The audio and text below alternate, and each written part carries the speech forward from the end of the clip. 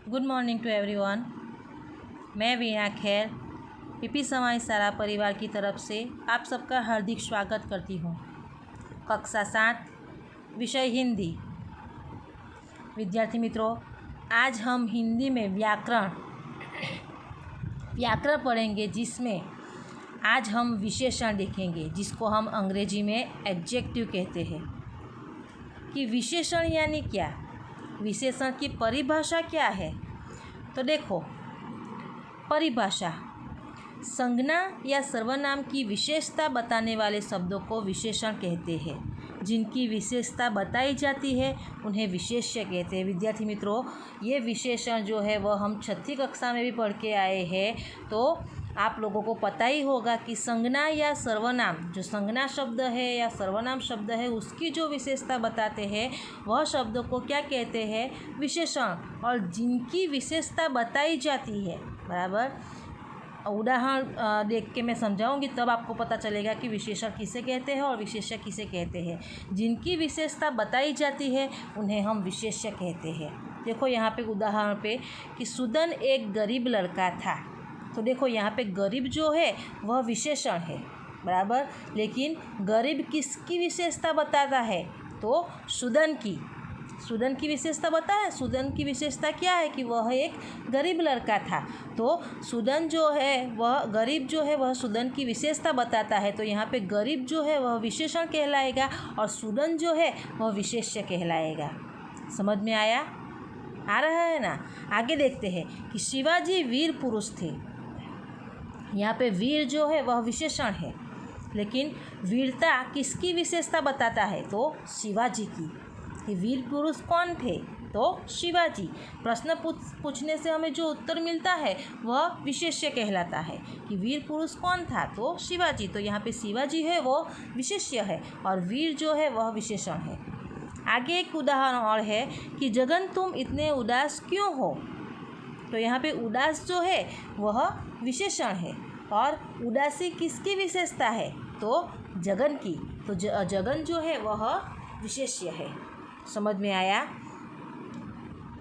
उपर्युक्त वाक्यों में रेखांकित शब्द संज्ञा के बारे में कुछ विशेष जानकारी देते हैं, इसलिए वह विशेषण है। विशेषण के 4 भेद हैं: गुणवाचक विशेषण, संख्यावाचक विशेषण, परिमाणवाचक विशेषण और सार्वनामिक विशेषण। बराबर। तो पहला देखते हैं हम गुणवाचक विशेषण। गुणवाचक विशेषण की परिभाषा क्या है कि जिस विशेषण से संज्ञा या सर्वनाम के गुण, दोष, रंग, रूप और आकार आदि का बोध होता है उसे गुणवाचक विशेषण कहते हैं। कि जो वाक्य में क्या क्या आता है, तो किसी का गुण दर्शाया हो, दोष दर्शाया हो, रंग हो, रूप हो, आकार हो, तो इनमें से कोई भी हो तब वह गुण दर्शाता है, तो उसे हम गुणवाचक विशेषण कहते हैं। देखो, कोयल का स्वर मीठा है। મીઠા એટલે કોયલ મીઠું ગાય છે, તો મધુર ગાવાનો એનામાં ગુણ છે, એટલે कोयल का स्वर मीठा है, तो मीठा जो है वह गुणवाचक विशेषण है। आप लोगों को प्रकार लिखने हैं, इसलिए ध्यान देना कि कौन कौन सी विशेषण में क्या आता है। बराबर। यह कोई बड़ा षड्यंत्र है। देखो, बड़ा क्या है यहाँ पे, बड़ा जो है वह गुणवाचक। तीसरा, उसने सफ़ेद साड़ी पहनी हुई है। सफ़ेद रंग दर्शाता है, तो वह गुणवाचक विशेषण है। अशोक के विचार उदार थे। उदारता का उसमें गुण है, तो वह गुणवाचक विशेषण कहलाएगा। देखो, उपर्युक्त रेखांकित शब्द संबंधित संज्ञा या सर्वनाम का कोई ना कोई गुण बताकर उनकी विशेषता प्रकट करता है, इसलिए वह गुणवाचक विशेषण है। दूसरा है संख्यावाचक विशेषण। देखो, शब्द सुनते ही हमें पता चल जाता है कि इसमें क्या आएगा। उसकी परिभाषा क्या है कि जिस विशेषण से संज्ञा या सर्वनाम की संख्या का बोध होता है उसे संख्यावाचक विशेषण कहते हैं। संख्यावाचक विशेषण के भी 2 भेद हैं। कौन कौन से, तो निश्चित संख्यावाचक और अनिश्चित वाचक। निश्चित में कोई निश्चित अंक दिया हुआ होगा, कोई निश्चित संख्या दी गई होगी, और अनिश्चित में निश्चित संख्या दी गई नहीं है। देखो यहाँ पे निश्चित में क्या आएगा, तो 2, 3, 5, 10, तीसरा, दुगना आदि, यानी कि ऐसे जब निश्चित कोई संख्या होगी तो वह निश्चितवाचक संख्या होगी, और ऐसे कोई होगा तो वह अनिश्चितवाचक। लेकिन हमें निश्चित संख्यावाचक और अनिश्चित संख्यावाचक लिखना नहीं है, हमें सिर्फ जब परीक्षा में पूछा जाए तो हमें सिर्फ लिखना है कि संख्यावाचक विशेषण। बराबर। देखो यहाँ पे है कि वहाँ कई लोग खड़े थे। देखो कई, वहाँ पे लोग तो खड़े थे लेकिन कितने खड़े थे उसका कोई निश्चित अंक नहीं दिया गया है, तो अंक की जगह क्या दिया गया है, तो कई। तो ये अनिश्चित संख्यावाचक विशेषण है। दूसरा, उसने 10-10 के 4 नोट दिए। देखो यहाँ पे 10-10 और 4 बराबर दोनों निश्चित अंक दिए गए हैं, निश्चित संख्या दी गई है, तो वह निश्चित संख्यावाचक कहलाएगा। तीसरा, कुछ लुटेरे पीछे पड़े थे। कि पीछे तो पड़े थे लुटेरे, लेकिन कितने पड़े थे वह गिने नहीं थे, तो कुछ जो शब्द जो है वह अनिश्चित संख्यावाचक विशेषण है। किसान ने हीरे को 25 रुपयों में बेच दिया। देखो यहाँ पर 25 रुपया निश्चित संख्या दी गई है कि 25 निश्चित अंक दिया गया है, तो वह निश्चित संख्यावाचक विशेषण कहलाएगा। ये विशेषण संबंधित संज्ञा की संख्या का बोध कराते हैं, इसलिए वह संख्यावाचक विशेषण है। समझ में आया विद्यार्थी मित्रों? गुणवाचक विशेषण और संख्यावाचक में, गुणवाचक में क्या आएगा, तो कोई गुण होगा, दोष होगा, रंग होगा, रूप होगा, आकार होगा, तो वह गुणवाचक। और संख्यावाचक में कोई संज्ञा या सर्वनाम की संख्या का बोध किया गया होगा, तो वह संख्यावाचक विशेषण कहलाएगा। तीसरा है परिमाणवाचक विशेषण। परिमाण यानी આપણે પેલું ગુજરાતીમાં કહે ને માપવું, તોલવું, બરાબર, એવા શબ્દ જ્યારે વપરાય ને ત્યારે પરિમાણવાચક विशेषण કહેવાય। कि उसकी परिभाषा क्या है कि जिस विशेषण से संज्ञा या सर्वनाम के नाप, तोल आदि का बोध होता है उसे परिमाणवाचक कहते हैं। मैं कीધું તેમ માપવું, તોલવું, જેને हिंदीમાં नाप અને तोल કહેવાય। बराबर। देखो पहला उदाहरण दिया गया है कि पहले की अपेक्षा अब अधिक अन्न उपजता है। कि पहलाની अपेक्षा करता હવે વધારે એ શું છે, એક માપ છે। બરાબર। વધારે, ઓછું, કિલોમીટર, સેન્ટીમીટર, બરાબર, એ એક માપ છે। બરાબર। તો અધિક એ શું છે, માપ છે, એટલે કે એ પરિમાણવાચક વિશેષણ છે। કૃષ્ણ કા કુટુંબ કબીલા કાफ़ी बड़ा है। काफ़ी એટલે પણ વધારે। બરાબર। तो ये पर परिमाणवाचक विशेषण कहलाएगा। तीसरा है डाक बंगला 3 किलोमीटर दूर है। देखो 3 किलोमीटरનું अंतर माप। बराबर। तो 3 किलोमीटर दूर है, तो 3 किलोमीटर जो है वह भी परिमाणवाचक विशेषण कहलाएगा। उसके पास बहुत धन है। बहुत यानी ज़्यादा। बराबर। तो बहुत शब्द जो है वह भी क्या कहलाएगा, परिमाणवाचक विशेषण कहलाएगा। देखो आपको क्या करना है, जो परिभाषा दी गई है वह परिभाषा में जो जो शब्द है वह शब्द सिर्फ आपको याद रखना है। वह शब्द याद आ जाएगा तो आपको तुरंत पता चल जाएगा ये कौन सा प्रकार है। समझ में आया? चलो चौथा प्रकार है सार्वनामिक यानी कि संकेतवाचक विशेषण। बराबर। सार्वनामिक जिसका दूसरा नाम क्या है, संकेतवाचक विशेषण। बराबर। उसकी परिभाषा क्या है कि जो विशेषण संकेत के द्वारा किसी का बोध कराता है उसे सार्वनामिक यानी कि संकेतवाचक विशेषण कहलाता है। बराबर। कि संकेत द्वारा कोईनो बोध करावे। बराबर। આપણે સંકેત ક્યારે કરીએ?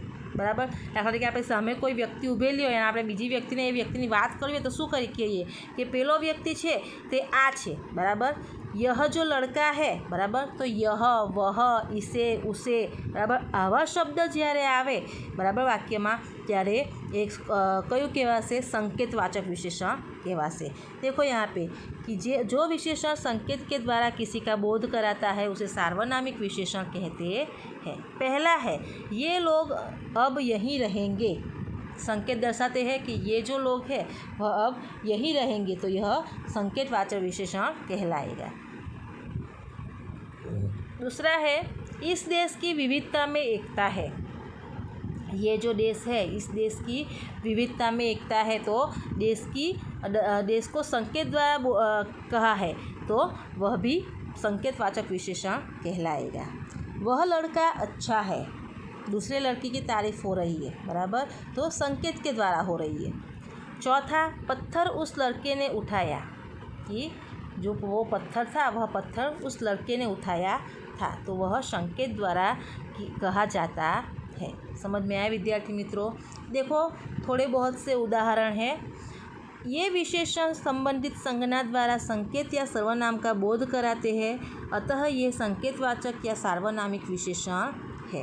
देखो एक नोंद है, सूचना है कि कुछ विशेषण रूप संज्ञा, सर्वनाम तथा क्रिया के कुछ प्रत्यय लगाकर बनाए जाते हैं। जैसे हिंदुस्तान का हिंदुस्तानी, व्यापार का व्यापारी, पीना तो पिलाना, दौलत तो दौलतमंद, जहर तो जहरीला, राष्ट्र तो राष्ट्रीय जैसे।